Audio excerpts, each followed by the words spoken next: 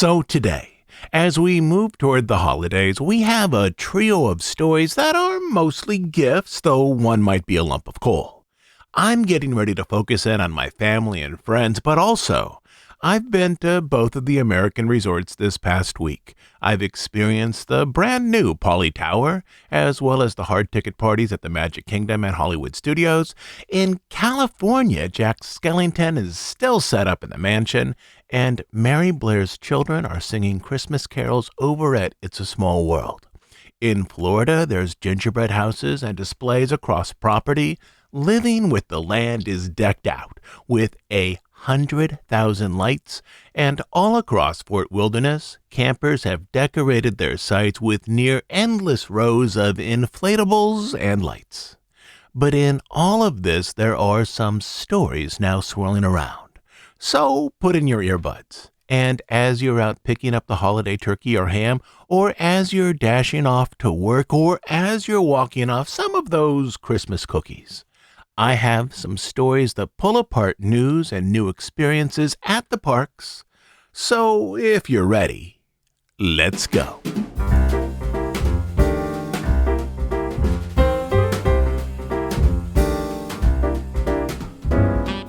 Let's start with this, a section that, to keep our holiday theme, I'll call Candy Canes and Coal. For those of you hoping for a Christmas miracle to save rivers of America at the Magic Kingdom, that's probably not a gift that you'll find under the tree, at least this year. But the story here is more complicated than that. I can tell you that the regulatory back and forth is simply going forward, likely leading to more regulatory back and forth over the coming months. When we last checked in, the South Florida Water Management District reminded Disney that they had only 10 days to respond to their lengthy set of questions and requests. The CFTOD on Disney's behalf then asked for a 60-day extension. The Water Management District only granted a 30-day extension. On the Friday before Christmas, Disney delivered the requested material, likely knowing that the district would then have only 30 days to respond, and 10 of those days, or something really close to that, would then be taken up with the winter holidays and New Year's. I see this as a type of gamesmanship that may backfire. And at this point, I have two stories about the river. The first is in that official paperwork just turned in which Disney explains that they want to move forward with the initial plan to fill in the river and now divert stormwater into a holding pond. This plan may or may not fly with the water district. The second story I have comes from multiple people working in or around the watercraft division, so hopefully that description is sufficiently vague, but people who should have access to some aspect of this project. The current plan to fill in that river, that is, with fill to ground level at the Magic Kingdom, would also fill in part of a usable canal that Disney would like to continue to use. But the closure of the river and a partial fill of that canal may make the remaining canal unusable in the way that it's presently used. Specifically, the people that I talked to suggested that to keep that canal fully usable would require part of the river remaining there, specifically a line extending over to the area by the mansion. From others, I've also heard there may be some issues with the area where Disney would like to establish a gravel laydown yard to support construction in terms of storage materials and equipment, but that problem is far more easily fixed. And all this is to say that even though Disney has now responded to the Water District's requests, I don't think we're at the end of the story yet. And I'm guessing that the Water Management District isn't going to look too kindly on Disney as they've started another 30-day clock just before the longest holiday period of the year. There's also one request there, to which Disney simply said that the information was in the original application without including a full explanation, and this tone too suggests that this will likely not be well received by the district. At one time, construction was supposed to start early in 2025. almost surely at the same time that Big Thunder goes down in January. I would now be surprised to see much really moving ahead before summer. And at the heart of this are likely some unplanned complications stemming from the removal of the river in terms of stormwater management and also how that canal system, which is necessary to move watercraft around property, will be reshaped by this plan. And beyond this, there's the simple aesthetics and theming of it all. There's the loss of a large water feature, and there's going to be some interesting visual screening to keep elements of a modern-day off-roading adventure from interfering with the thematic space of the mansion and Tiana's Bayou adventure. And I'm not sure all the planned hills, trees, and various peaks will fully isolate those areas from the Cars attraction track layout, which, as we've also talked about previously, is another design element that's in a state of flux right now. But to close up this opening section here on something that's a little bit more positive, Disney has reached an agreement with the makers of Bluey over in Australia, a wildly popular animated series, especially with younger kids. Disney will distribute the forthcoming Bluey movie in 2027, and Disney will also develop Bluey experiences for the American parks and the Disney Cruise Line. And this seems prescient as Disney searches for meaningful draws to lure people away from Universal in Florida as Epic Universe opens next year. Disney is calling these Bluey elements in the parks activations, which means something other than a full attraction, and likely means meet and greets with Bluey and Bingo in the park and possibly some sort of short presentation almost surely arranged through the entertainment division. And this is actually something that I do think will bring more families with young children over to the Disney World parks, even though the bones of whatever these activations will become will be low cost and likely quickly assembled. I'm wondering if, let's say either at Hollywood Studios or the Animal Kingdom, as those are the two parks that need more draws for young children, Disney will have enough time to recreate Bluey's home from Brisbane, or at least a couple of rooms from the Healer House, for a meet and greet area. I believe the longest character meet and greet lines for any time during the year are for Jack and Sally at Mickey's Very Scary, but a themed Bluey meet and greet area based on the popularity of that series could easily eclipse that. This, I think, is a smart move for Disney.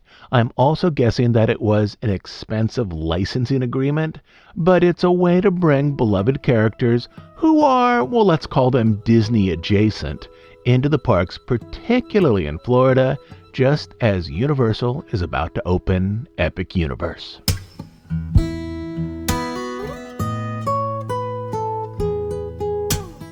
Again, to continue our holiday theme this week, we will call this section Taking Stock of Your Gifts, assuming that the gift here is the new Polynesian tower that opened this past week, and I do realize that not everyone thinks that this tower is a gift, a large building that disrupts the old school visual coastline of the Poly, but for this segment we'll call it a gift, even if it's more like a sweater that's not quite the right size, as opposed to that new set of golf clubs that you've been eyeing all year.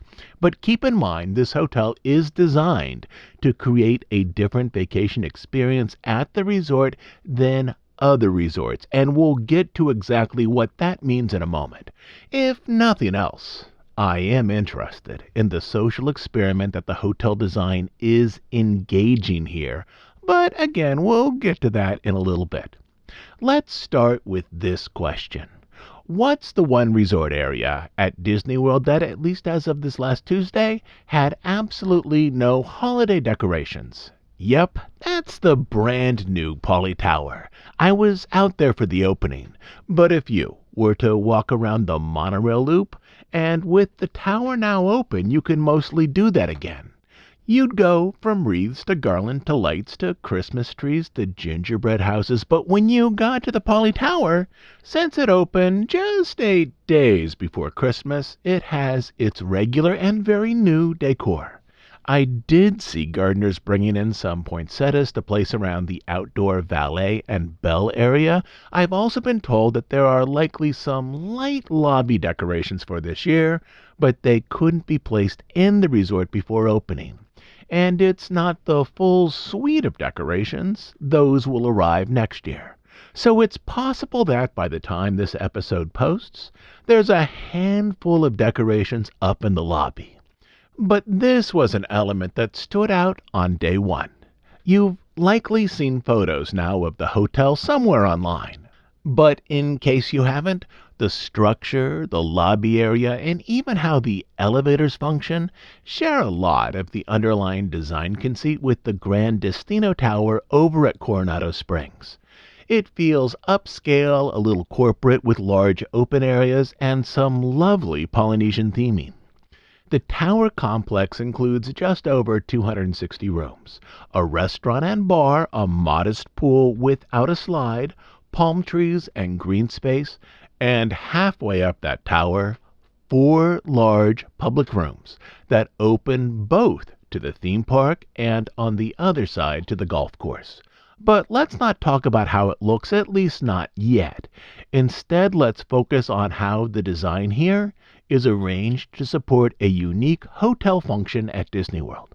The tower is missing elements found at nearly all other Disney World hotels, and these elements are significant. The tower is designed to limit outside visitors and focus instead on guests who are staying there. There is no gift and sundry shop. The table service restaurant, at least for now, has no advanced dining reservations, which means there's no easy parking for non-hotel guests. The elevators require a guest key to go up to any floor other than the first. And of the 3 pools now at the Poly complex, the one at the tower is the smallest and also lacks a bar and a slide, which means that guests over at the main Poly Resort are less likely to come over to the tower for a swim. Guests staying at the main Poly Resort are more likely to use the lava pool just behind the Grand Ceremonial House with its lovely theming and slide, or the Oasis pool as it has food and drinks.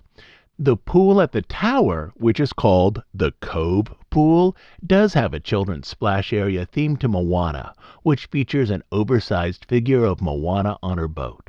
The pool also has a sun shelf, which is a shallow area, maybe a foot deep, where people can sit without fully entering the pool. I'm pretty sure that this is the first sun shelf feature at a Disney World pool. But these 2 unique elements, I would say, are the only draws that might bring some families over from the main Poly complex. The splash area for children is modestly sized and has only that 1 large figure. It's nowhere near as developed or complex as the splash pad over at Kidani at Animal Kingdom Lodge. But to get back to the main point here, how unique design creates unique function, here are some other elements that separate the tower from other Disney World resorts.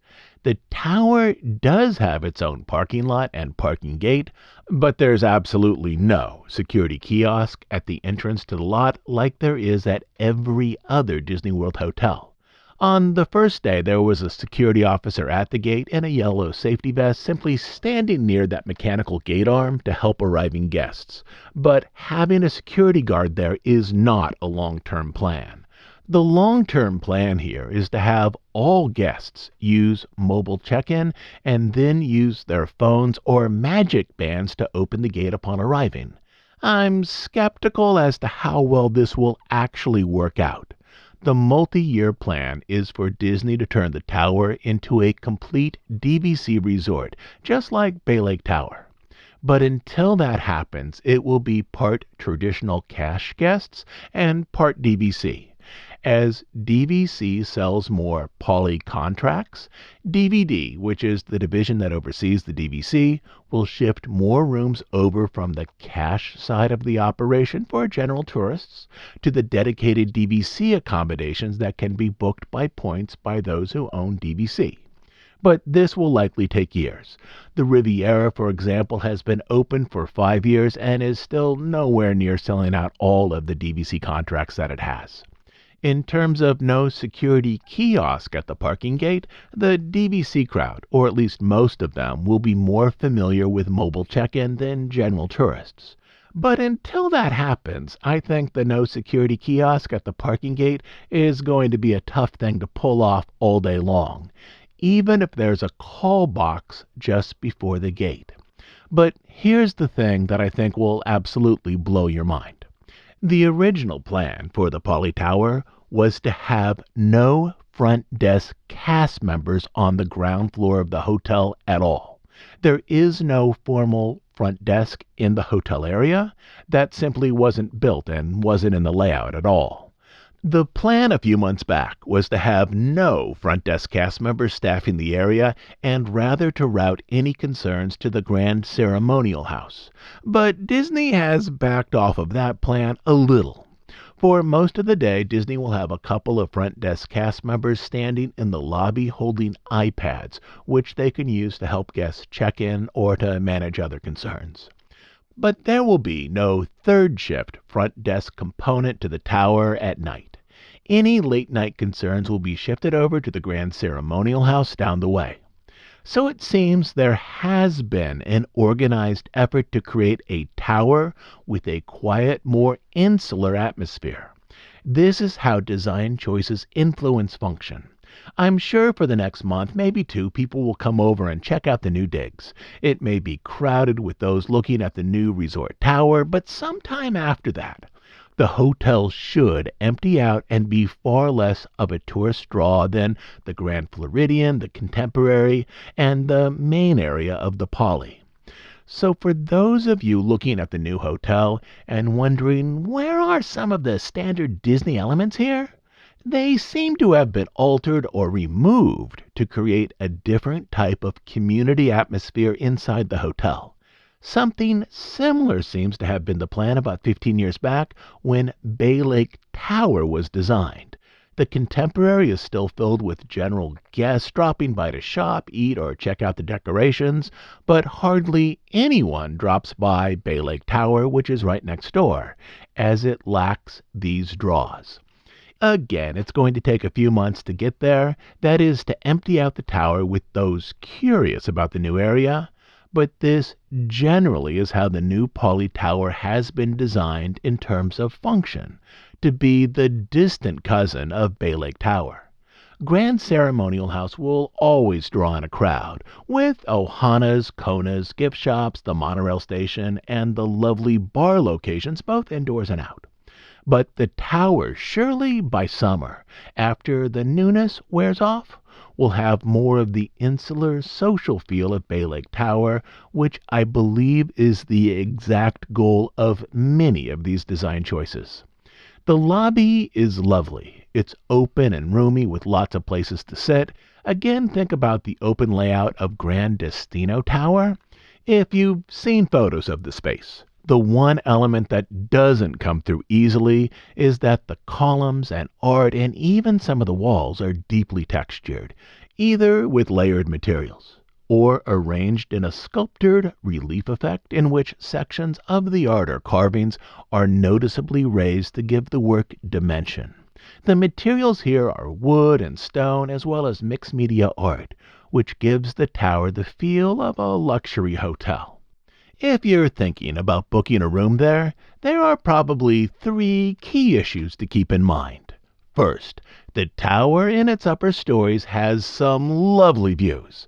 Some rooms have spectacular openings onto the lagoon and the Magic Kingdom. The tower is so close to the water. Those upper stories make you feel as though you might actually be on the water looking out at the lagoon with the castle and Space Mountain in the distance. You can also enjoy these rooms in those public viewing areas. That is, those public viewing areas halfway up the hotel that have wide openings to the outside world. And as the elevators require a room key, these shared areas are technically only open to hotel guests. Over time, we'll see how effective the room key strategy is to keeping other guests out of these viewing areas. But also remember, the views here are only this spectacular from the upper floors that face the water. Also keep in mind, some of the upper floor duo studios, those are the smaller rooms, have a recessed balcony, which means that the rooms or villas on either side are bumped out a little, which blocks a full panoramic view. Rooms with strong views of the park area are marketed as theme park view. Views on the other side of the tower, at least for now, are open to roadwork and construction. These on higher floors on the backside of the hotel can be listed as premium views due to their height, but at least for now, on the backside of the hotel, you'll mostly be looking out at road construction and a distant golf course, as Disney widens out Floridian Way to better accommodate higher guest levels at the Poly and at the Grand Floridian. The second thing to keep in mind here, the Tower Deluxe Studios are smaller than the deluxe studios in the longhouses. Just so you know, the traditional longhouses at the Poly only have studios or standard hotel rooms, so there's no point of comparison for, say, a one-bedroom villa here. The longhouse studios are some of the largest studios anywhere on Disney property, coming in at between 450 and 465 square feet. To me, these rooms always feel spacious. They have a queen bed and 2 additional pull-down beds and can sleep up to 5 people. They also have a split bathroom with 2 showers, each in their own small area. The deluxe studios in the tower, however, are noticeably smaller, perhaps about 80 square feet smaller, and feel more like deluxe studios elsewhere on property. They have a queen bed and just 1 additional pull-down bed and can only sleep up to 4 people. They also only have 1 shower. The trade-off here is that you're in the new tower and either have a fabulous view in your room or have access to shared space with fabulous views out at the park. And the last thing to keep an eye on here is how the higher levels of guests now at the Poly either do or do not overwhelm services and amenities, such as the lava pool, the 2 table service restaurants in the Grand Ceremonial House, and the ability to board the monorail without a long line. Over time, we will see how this goes in practice. I will say that on the day the tower opened, I believe that people expected a crowd to check out the new tower, which never happened. People stayed away, I'm pretty sure, in anticipation of crowds that never really showed up. I had dinner reservations at Ohana that night over in the Grand Ceremonial House.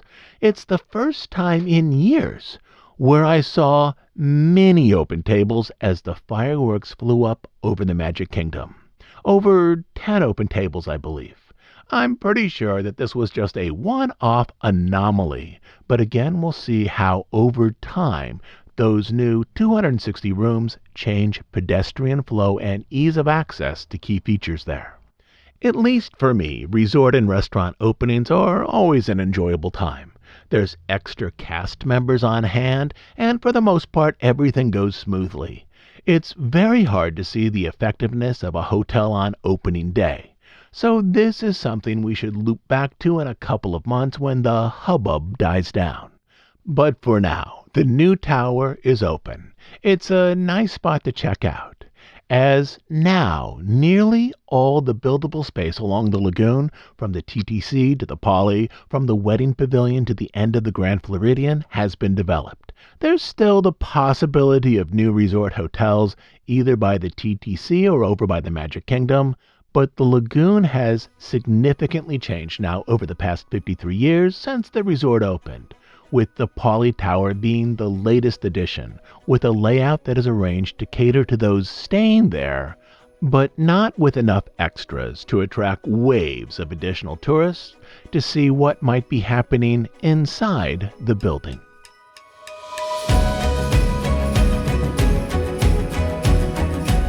Our last holiday section for today might be called Christmas for Adults or Nostalgia for Decades You Never Actually Experienced. So in our previous segment, I suggested that openings of resorts and restaurants usually go well with extra cast members on hand to smooth out any problems. That's true for the most part, but not all openings go well. A year ago, there was the problematic premiere of Jollywood Nights at Hollywood Studios. Shortly after that event happened, we posted the story here on the podcast more or less as a moment by moment account of how that very first Jollywood party descended down into a public relations nightmare. Disney had invited social media influencers, many of them live streamed the event, and then as first one element and then another element at the party didn't come off as planned, it was sent out live to an online audience around the world. Most influencers, who typically try to stay in Disney's good graces, didn't know exactly what to do, as it was clear that the event was starting to fall apart. Then, on those live streams, the YouTubers and vloggers broke into two camps. There were those who simply repeated Disney's key message while adding their own personality touches to the presentation, but there was a group who talked about the problems, but often in tones that seemed out of character for their channels. I was at 2 of the first 3 Jollywood nights last year. There were elements that were enjoyable, but there were some definite problems. Largely due to underwhelming first-night reviews, many Jollywood nights last year never sold out, and it was unclear if the event would come back this year. It did come back, and a year to plan and rethink the event has made a significant difference. At least as I write this, a little over a week before Christmas, it's still not selling out on all nights, whereas nights for Mickey's Very Merry over at the Magic Kingdom, that is the other holiday hard ticket event, sold out for the year at the end of November. That is weeks ago. As I type this, there are now only 2 Jollywood nights left this year, and you can still get tickets for one of them. And on the night that I was there, the party wasn't sold out either. The park actually felt half empty, which was kind of nice, but it was certainly not ideal from a revenue and profit standpoint. But it seems very likely that Jollywood will be back next year.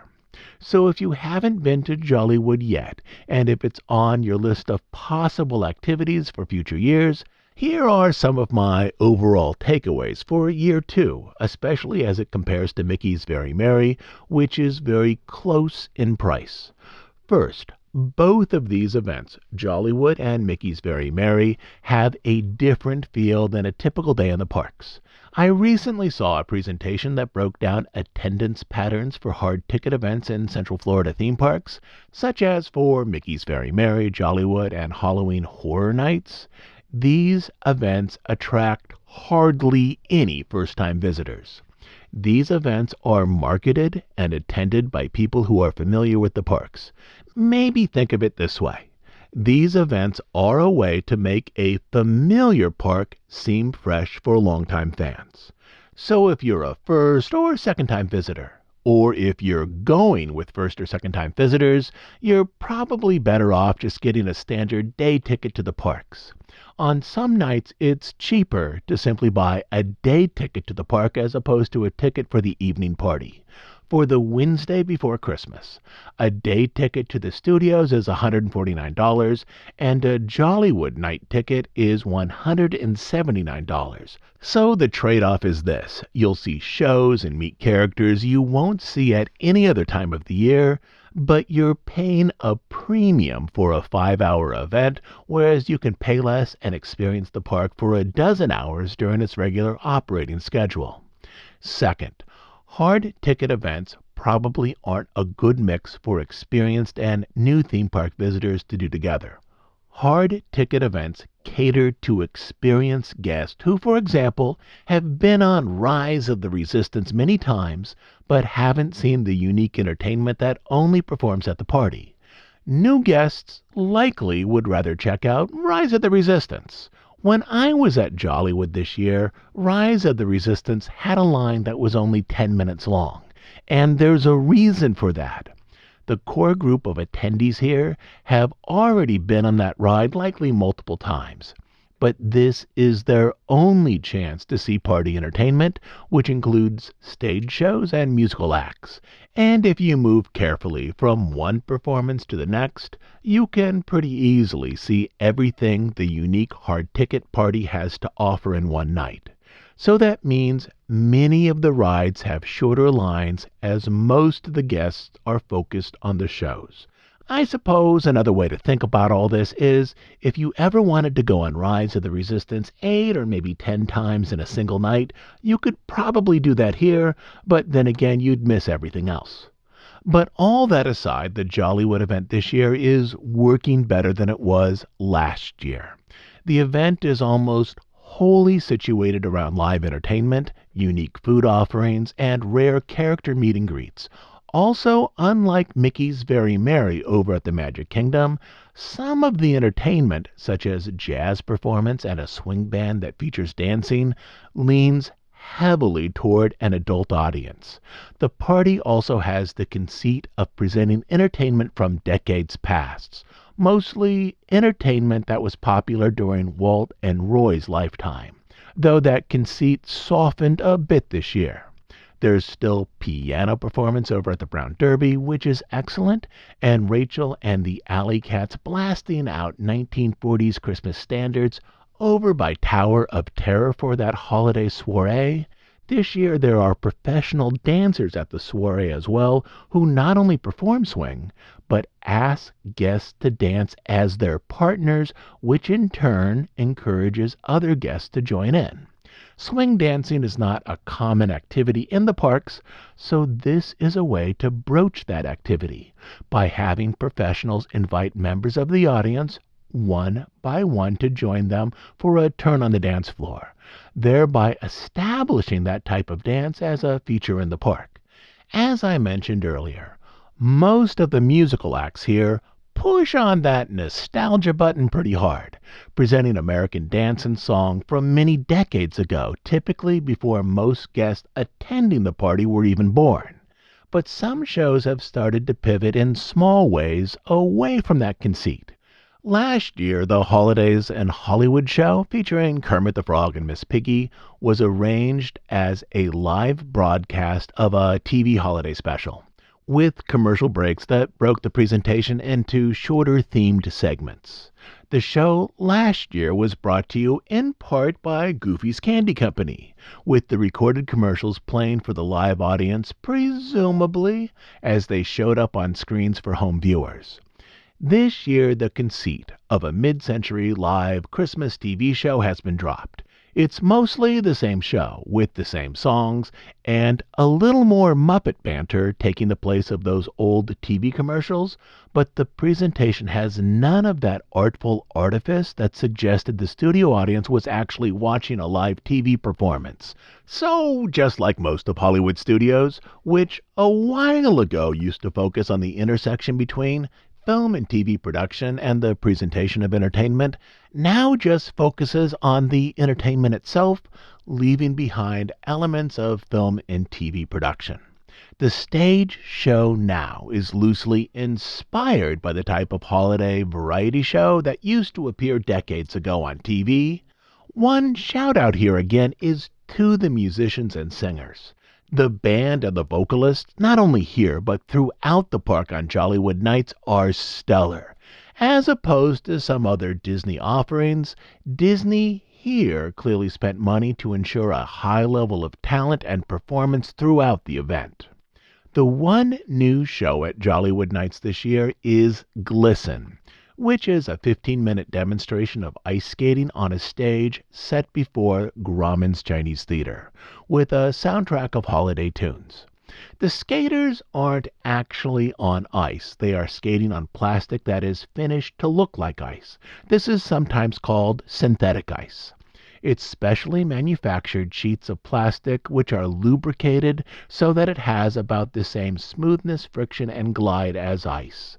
Next to me, on the night that I saw the show, was a man whose granddaughter was in the performance, a former Olympian who specialized in couples figure skating.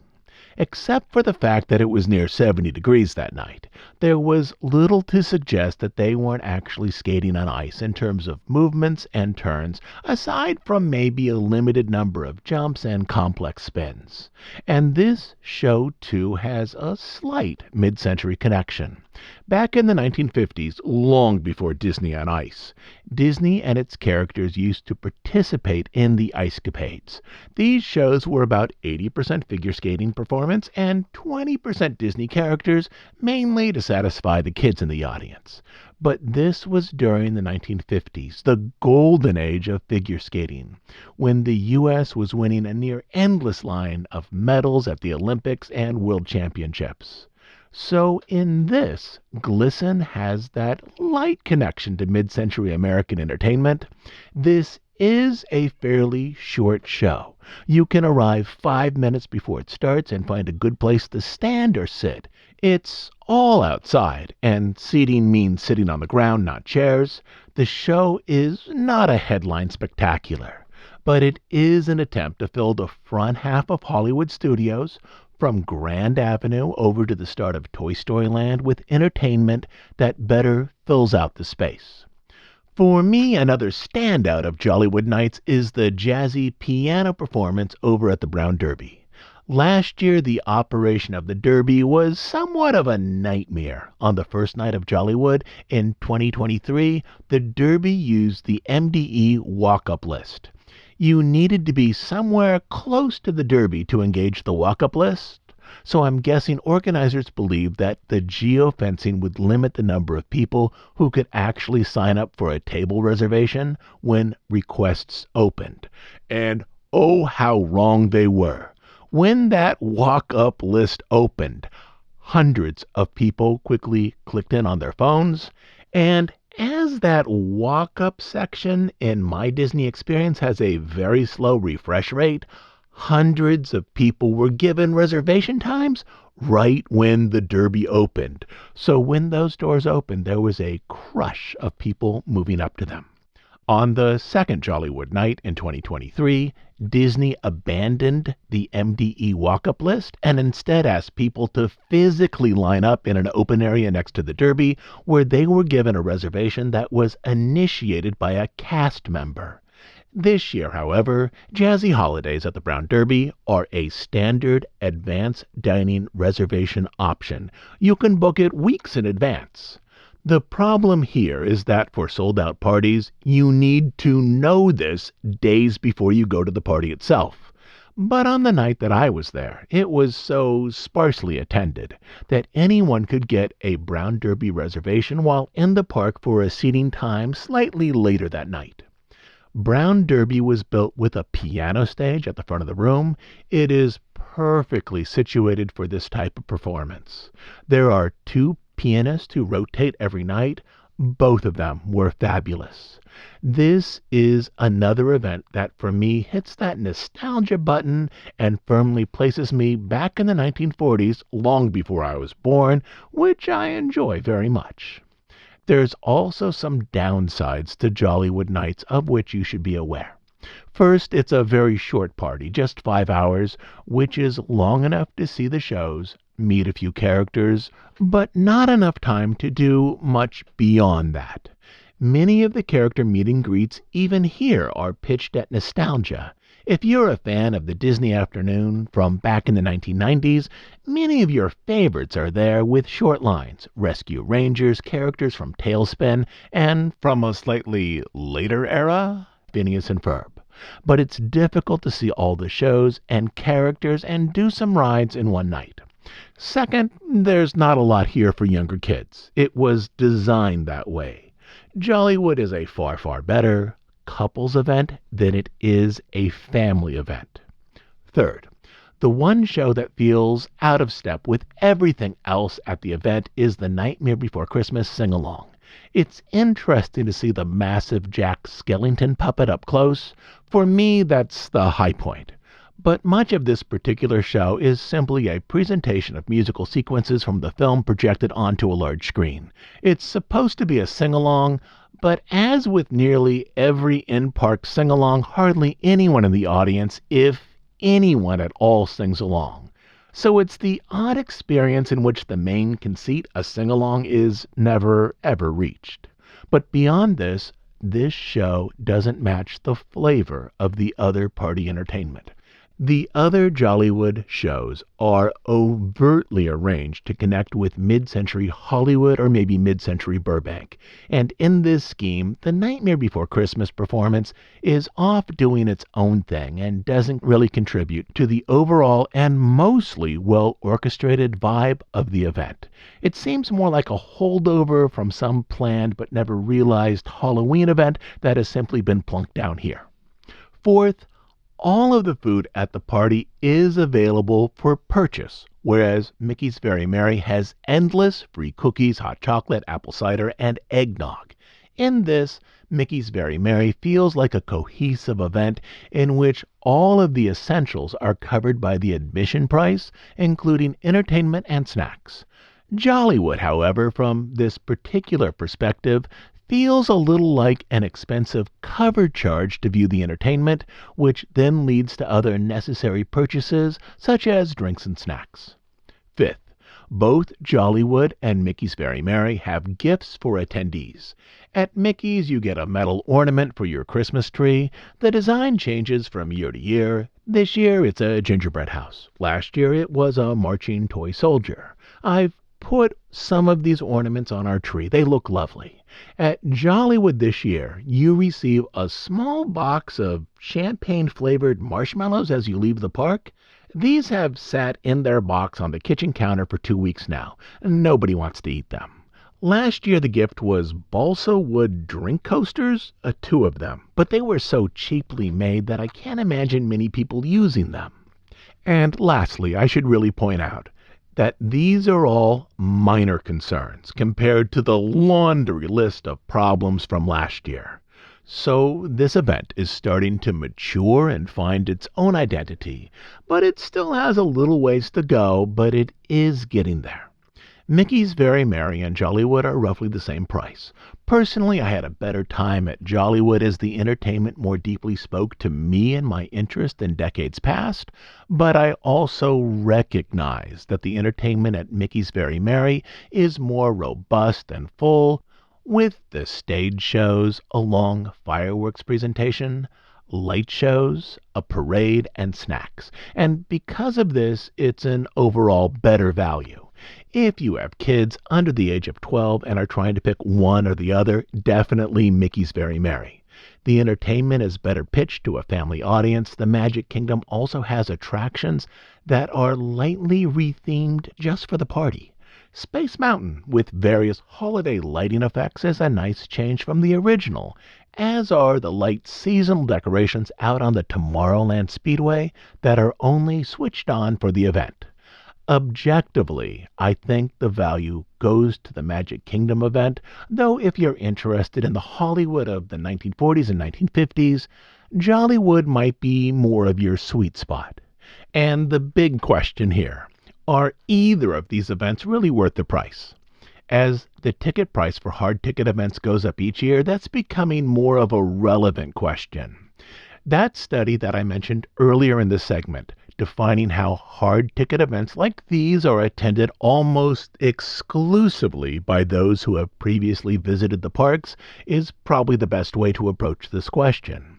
If you have visited Hollywood Studios enough times so that you can quote everything that Rod Serling says in the pre-show video for Tower of Terror, then an after-hours event like this with unique theming and shows is probably a good way to make this park feel fresh again for you. But if you aren't yet at that point where you can tell everyone in your party where the 2 closest bathrooms are, no matter where you are standing in the park, then maybe you might find more enjoyment and value in simply attending the park with a traditional day ticket, which is not only less expensive, but gives you more time in the park to enjoy the attractions. And with that, we are now up through our 3 stories for today, arranged loosely under the banner of holiday events, from news about Rivers of America and Bluey, to the design and function of that new Poly Tower, to talk of special winter parties in the parks. And with that, we're mostly ready to close down for another year. But hopefully, one or two things in today's episode gives you something to dream about as we all together drift off slowly toward the new year.